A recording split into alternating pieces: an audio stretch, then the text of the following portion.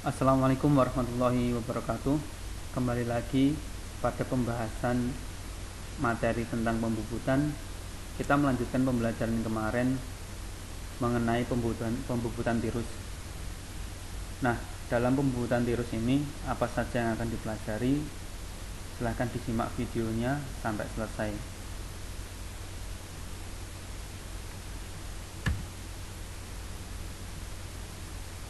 Nah, di video kali ini nanti kita akan bahas beberapa cara tentang pembubutan tirus, dan kita nanti akan fokus pada satu cara pembubutan tirus dengan cara menggeser eretan.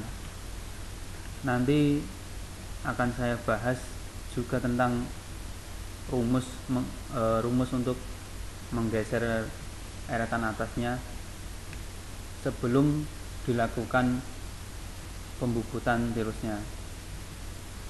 Nah, pembubutan tirus, apa itu yang dimaksud dengan pembubutan tirus? Pembubutan tirus adalah proses pembubutan sebuah benda kerja dengan hasil ukuran diameter yang berbeda antara ujung satu dengan ujung lainnya. Perbedaan diameter tersebut ada unsur kesengajaan karena hasil ketirusannya akan digunakan untuk tujuan tertentu. Nah, pada dasarnya kalau kita bubut rata itu biasanya kita memiliki satu diameter yang sama. Kalau ada benda kita bubut dengan diameter 20, hasil pembubutannya di bidang yang satu bidang itu, kalau kita bubut rata itu diameter semua antara ujung, tengah, dan ujung satunya. Nah, itu pembubutan rata. Berbeda halnya dengan pembubutan tirus. Pembubutan tirus ini nanti ada satu bagian yang mempunyai dua diameter yang berbeda, tetapi bukan termasuk bubut tingkat. Nah, jadi tetap satu pembubutan,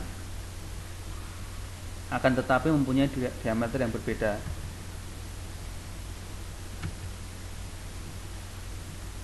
Nah, kalau buat gambarannya seperti apa? Buat gambarannya seperti ini. Pada bagian inilah yang dimaksud dengan pembubutan tirus. Pembubutan tirus yang dimaksud tadi mempunyai dua diameter. Yang pertama yang bagian sini. Di sini mempunyai bagian diameter yang lebih besar daripada yang bagian ujung. Bukan pembubutan rata yang seperti biasanya. Kalau seperti biasanya kemarin, pembubutan ini rata dari diameter sini sama sini sama ukurannya. Hanya saja kalau diameter yang ini berbeda. Diameter sini lebih besar dan diameter yang ini lebih kecil. Nah, ini aplikasinya buat pembubutan tirus. Akan tetapi proses pembubutannya ini berbeda dengan pembubutan rata. Ada perbedaan pada proses pembubutannya. Kalau pembubutan biasa menggunakan eretan memanjang melintang, ini menggunakan eretan atas. Nah, sebelum kita masuk ke rumus pengerjaan, sebelum mengerjakan pembubutan tirus, ada beberapa cara membuat untuk membuat benda tirus. Tapi yang di sini yang saya sampaikan hanya dua. Yang pertama, menggeser kepala lepas atau tailstock. Tailstock ini di bagian kanan kalau kita menghadap ke mesin bubut waktu kita mengoperasikan, dia digeser seberapa derajat sesuai dengan kebutuhan. Nah, dengan cara ini proses pembubutan tirus dilakukan sama dengan proses pembubutan lurus dengan bantuan dua senter. Untuk cara ini sebaiknya hanya untuk sudut tirus yang sangat kecil. Karena apabila sudut tirus besar akan merusak. Nah, tentunya gini. Ini gambarnya seperti ini. Ada dua senter yang menjepit bendanya. Ini senter bagian yang dekat, ini yang bagian tailstock. Nah, dua senter ini menghimpit benda kerja. Pada di sini ada dua garis senter, garis sumbu yang menunjukkan kalau benda ini ada dua senter. Yang di sini ini senter pertama yang atas. Senter pertama ini menunjukkan teleskop pada kondisi yang normal, yang ideal. Dia lurus dengan cat. Nah, penggunaan pergeseran ini, pada kepala lepas ini ditujukan untuk proses pembuatan tirus. Hanya digeser sedikit. Nah, maka ada pergeseran ini. Pergeseran ini nantinya akan menyebabkan bendanya pun yang dijepit, yang dihimpit ini ikut bergeser. Jadi bendanya nggak lurus tapi miring. Nah, proses pembubutannya nanti sama halnya dengan membubut lurus menggunakan eretan memanjang. Jadi cuma lurus saja, tidak ada yang lain.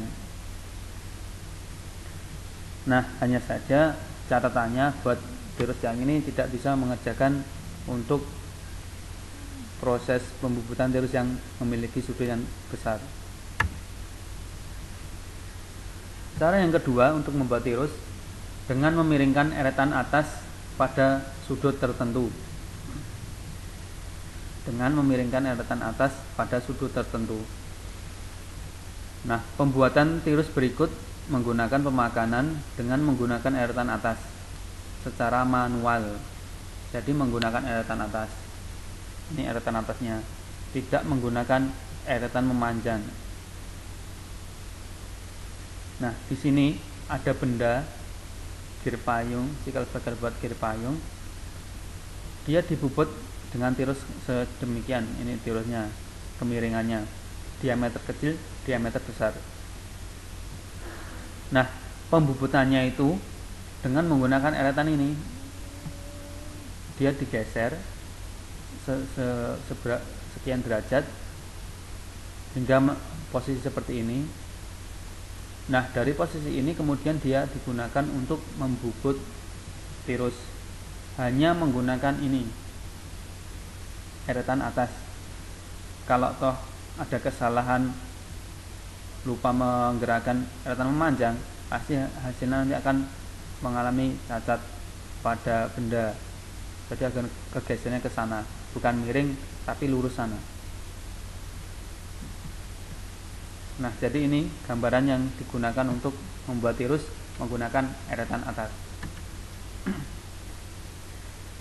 Nah, jadi ini contoh kasus pergeserannya. Eretan atasnya digeser. Ini sekian derajat di sini nanti.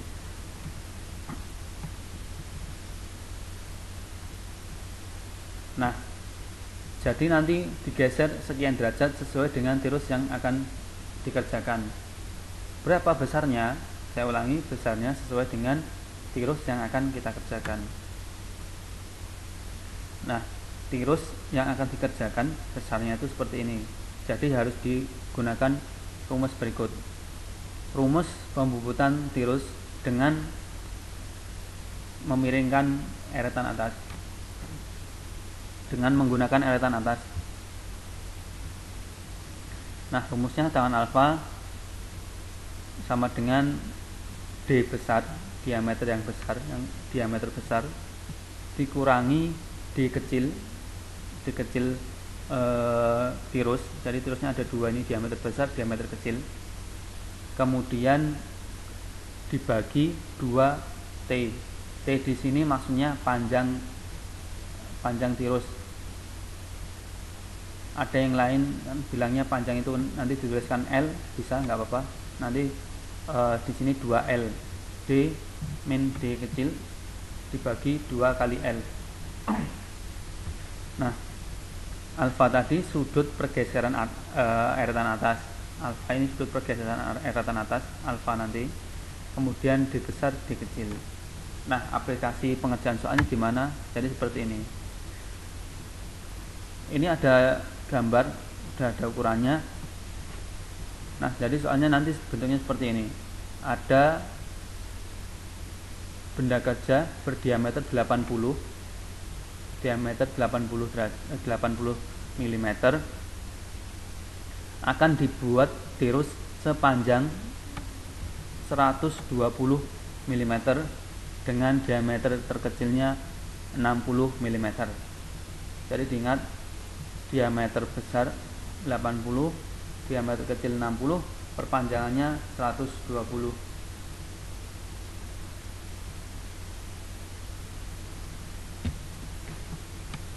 Sesuai dengan rumus berikut, tangan alfa di diameter besar dikurangi diameter kecil dibagi 2 kali L. Kita masukkan angkanya. Contoh penyelesaian, tangan alfa sama dengan D besar dikurangi D kecil dibagi 2L. Tangan alfa 80 diameter sama dengan 80 dikurangi diameter kecil 60 dibagi 2 kali L. L nya 120. Ini L nya bukan L keseluruhan benda, tapi sepanjang batas tirusnya 120. Jadi 20 dibagi 240, hasilnya tangan alfa ketemunya 0,0833. Nah, jadi nanti alfanya berapa? Alfanya nanti kita menggunakan kalkulator. Nah, nanti saya akan sampaikan ini saya share cara menghitung alfanya. Tangen alfa sama dengan 0,0833. Nah, jadi alfanya berapa? Alfanya kita hitung. Nah, kalau tan aja ini nanti kita rubah, nanti yang bukan, nah yang ini tan min 1. Jadi lewat kalkulator HP pun ada kalkulatornya ya, bagian saintifik bukan yang standar. Nanti kalau standar yang seperti ini kita rubah yang saintifik, nanti kan hasilnya ini tadi tangen alfanya 0,0833. Nah, kita tulis saja inverse tangen alfa 0,833 inverse tangen alfa.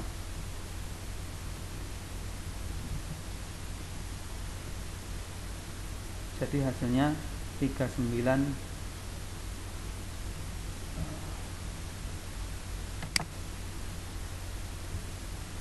Saya ulangi sebentar. Inverse tangen alfa 0,0833.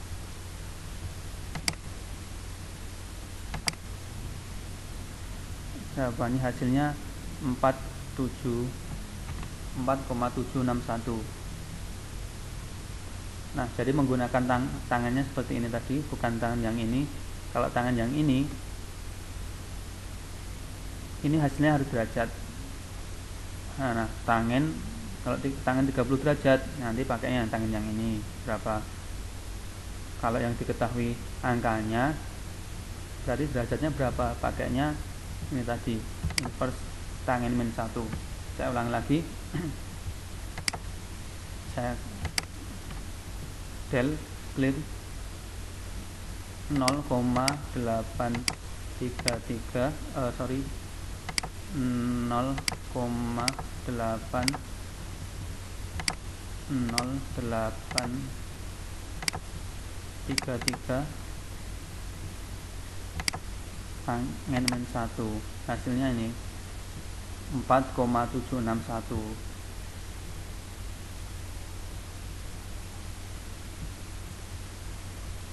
4,76 itu aja ya, 4,76.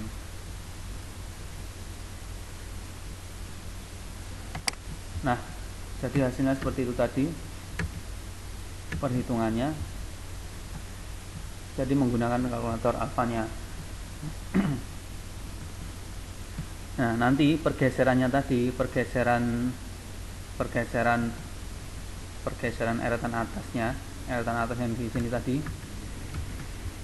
dia di sini nanti dilihat sekitar 4,7 derajat, hampir 5 derajat, tapi belum sampai 5 derajat ya, sebesar itu. Nanti digeser seperti itu. Ini contoh kasusnya. Nah, jadi sebelum kalian bubut, silahkan nanti dihitung dulu.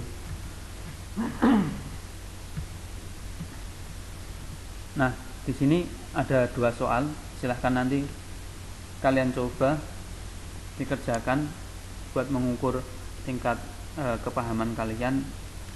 Yang saya sampaikan udah paham apa belum, nanti kita akan bahas lagi selanjutnya kalau ada pertanyaan. Jadi soal pertama, sebuah benda kerja dengan diameter besar D sama dengan 60, panjang tirus 60, kemudian dilakukan pembubutan tirus hingga diameter 44. Jadi D besar 60, D kecil 44, panjang tirusnya 60. Berapakah pergeseran eretan atasnya? Soal pertama. Soal yang kedua, sebuah benda dengan diameter besar 55, panjang tirusnya 75, akan dilakukan pembubutan tirus hingga diameter 42. Berapa besar pergeseran eretan atasnya? Nah, nanti silahkan dikerjakan untuk soal 1 dan soal 2.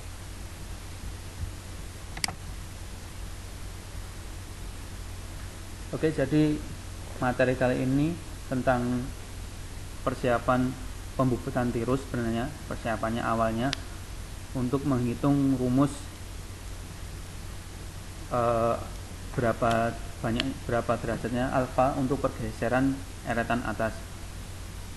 Nah, untuk materi sebelumnya tentang kecepatan potong, kecepatan pemakanan, dan pembubutan lainnya, silahkan nanti kalau belum paham silahkan dilihat lagi di channel ini. Nanti di sana ada beberapa materi untuk yang kemarin saya share. Nah, materi kali ini cukup sekian. Kurang lebihnya mohon maaf. Assalamualaikum warahmatullahi wabarakatuh.